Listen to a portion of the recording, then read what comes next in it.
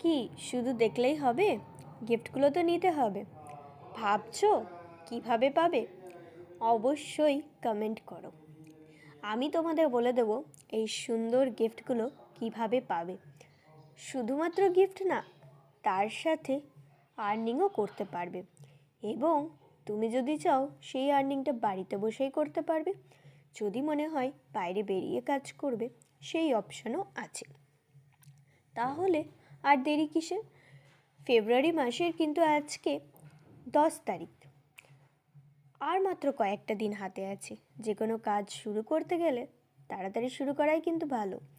So তোমার যদি এই গিফটগুলো দরকার হয় তাহলে আজই কমেন্ট করো, সেখানে অবশ্যই রিপ্লাই পেয়ে যাবে।